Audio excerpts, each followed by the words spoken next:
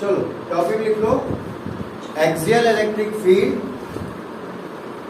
Axial electric field due to AXIAL, axial electric field due to a dipole, due to a dipole. ठीक, तो देखो इसमें करना क्या है हमको, इसमें हमको डाइपोल के एक्सिस पर कोई पॉइंट P है, रैंडम मान लिए हैं, इसी पॉइंट P पे डाइपोल के दोनों चार्जेस के कारण नेट फील्ड कितना होगा वो कैलकुलेट करना है।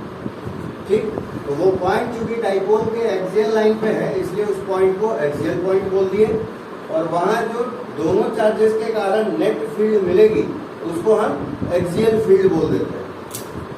ठीक, तो पहले फिगर समझ लो, ये नेगेटिव चार्ज, ये पॉजिटिव चार्ज हो गया, दोनों चार्जेस के बीच का डिस्टेंस डाइपोल लेंथ हो गया, ये मिड पॉइंट है, तो आधा आधा डिस्टेंस कितना हो जाएगा, A और A, मिड पॉइंट से ही उस पॉइंट P का डिस्टेंस R हो गया।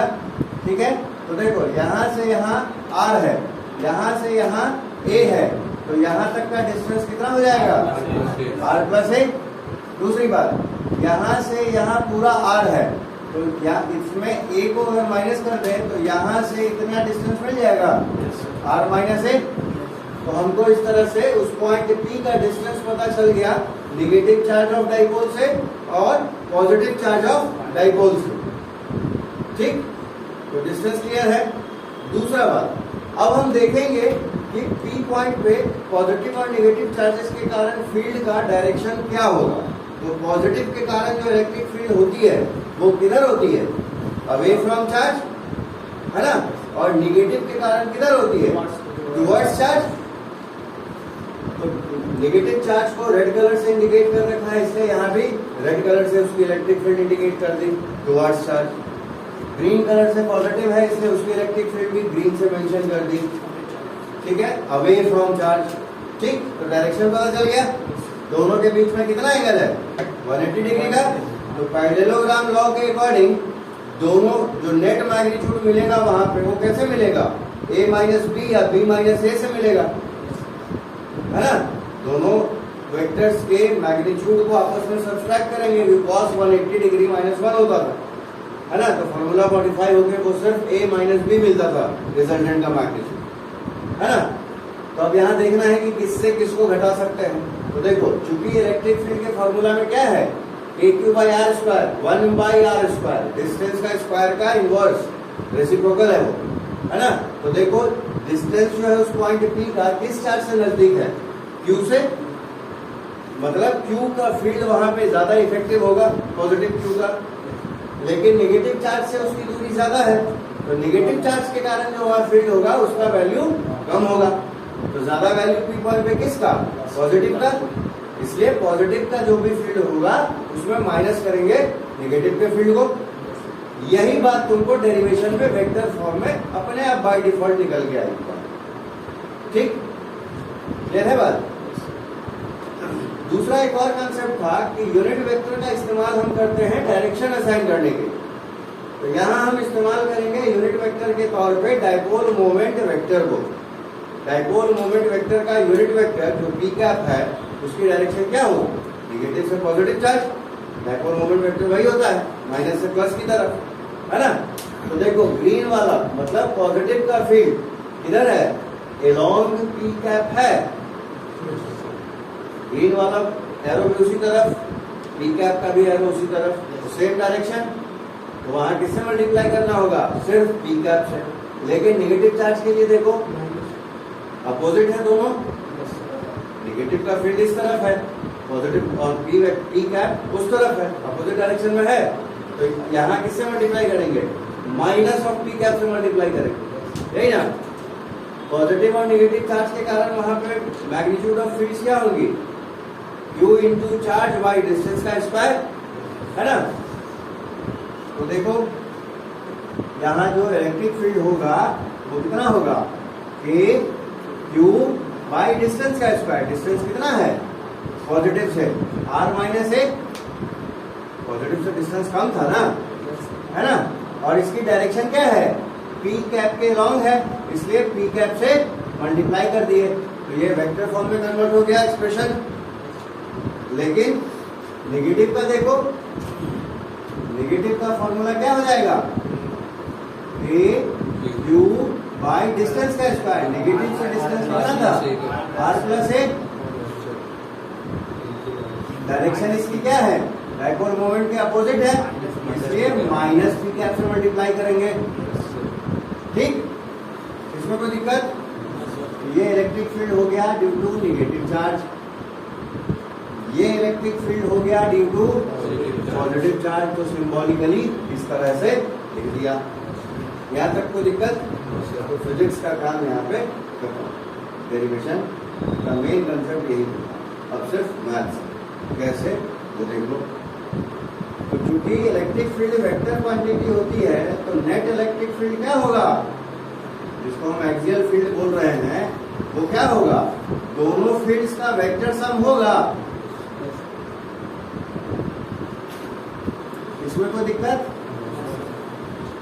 तो देखो इसका फील्ड का value A U by R minus A का square into P cap plus A U by R plus A का square into minus P cap.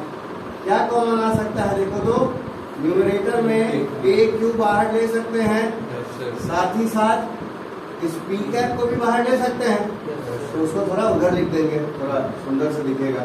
तो जब ऊपर में के क्यू और पी बाहर आ जाएगा और न्यूमरेटर 1 बचेगा, डिनोमिनेटर में आर माइनस ए का स्क्वायर बचेगा, माइनस से ये प्लस साइन माइनस हो जाएगा, यहाँ क्या बचेगा, ऊपर में 1 बचेगा क्योंकि तीनों टर्म बाहर आ गए थे,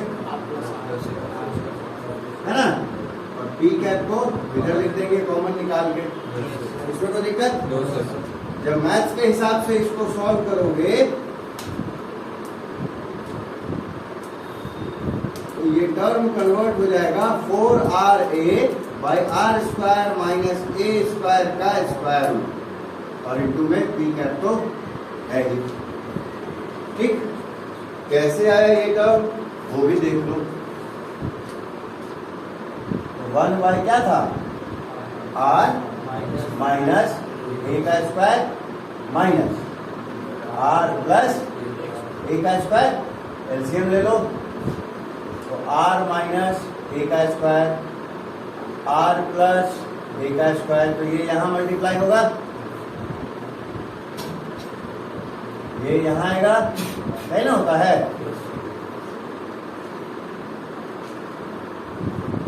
ऊपर में तोड़ दो,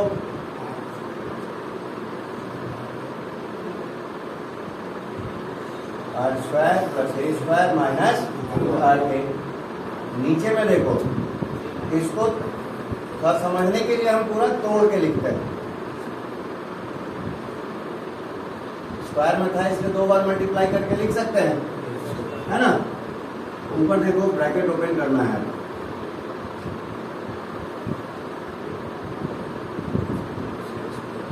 प्लस 2ra होगा, नीचे देखो एक इसको इसके साथ मल्टीप्लाई कर लो, तो आर स्क्वायर माइनस ए स्क्वायर होगा, a minus b into a plus b वाले फॉर्मूले से, फिर इसको इसके साथ पेयर अप करके मल्टीप्लाई कर दो, ये होगा, देखो फिर सेम चीज 2 मिल गई।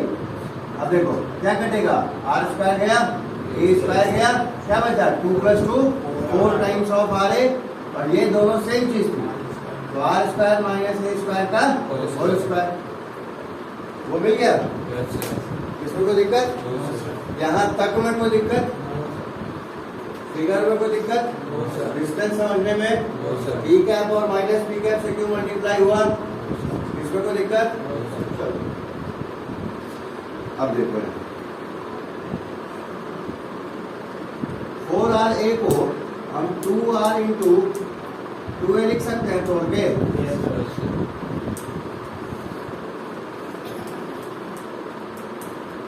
ठीक। अब देखो यहाँ डाइपोल मोमेंट का फॉर्मूला कहीं दिख रहा है, q इंटू 2a,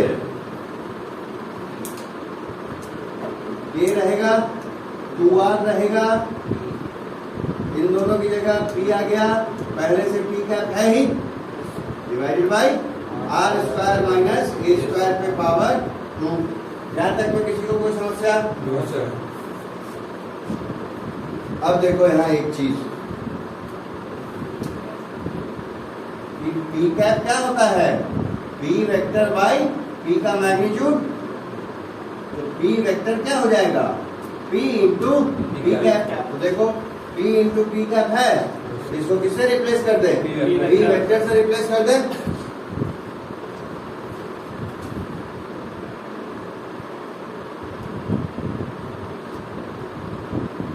तो क्या क्या लिख सकते हैं? देखो ये तो है ही, 2r भी रहेगा, ये बस P वेक्टर नीचे आर स्क्वायर माइनस ए स्क्वायर का स्क्वायर। तो ये मेन फॉर्मूला हमारा डिराइव, ठीक। यहाँ साइन क्या अपेयर हुआ? पॉजिटिव, मतलब जो एक्सियल इलेक्ट्रिक फील्ड है उसकी डायरेक्शन किधर होगी? P वेक्टर के एलोंग होगी, ठीक। और P वेक्टर किधर से किधर है? माइनस से प्लस। तो उसी डायरेक्शन में इस तरफ इलेक्ट्रिक फील्ड भी एग्जिस्ट करे। क्लियर है? इसमें कोई दिक्कत?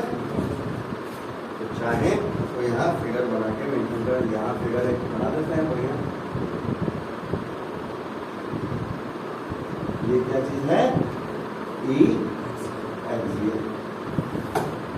अगर नेगेटिव चार्ज की तरफ होता तो E एक्सियल का जो डायरेक्शन होता वो नेगेटिव के हिसाब से होगा, मतलब डुवर्ड्स चार्ज, ठीक है। क्योंकि जिस चार्ज के नजदीक में होगा वो पॉइंट, उसी चार्ज का इलेक्ट्रिक फील्ड का नेचर हावी होगा वहां, ठीक है। यहां तक में कोई दिक्कत? पक्का? चलो, अब पिछले एक डेरिवेशन में भी ये काम किया था कि अगर ये जो डिस्टेंस है r वो बहुत बड़ा हो जाए a डिस्टेंस से, तो क्या होगा? तो बहुत बड़े के स्क्वायर में से बहुत छोटे का स्क्वायर घटाएंगे तो क्या मिलेगा हमको? बहुत बड़ी क्वांटिटी ही मिलेगी। तो इस सिचुएशन में जो ये वैल्यू है आर स्क्वायर माइनस ए स्क्वायर पे पावर 2, वो किस पे कन्वर्ट होगा? इसकी जगह तो आर स्क्वायर आ जाएगा, पावर में 2 था ही, तो क्या हो गया ये? आर पे पावर 4। तो अब देखो इस सिचुएशन में एक्सियल फील्ड कितनी होगी?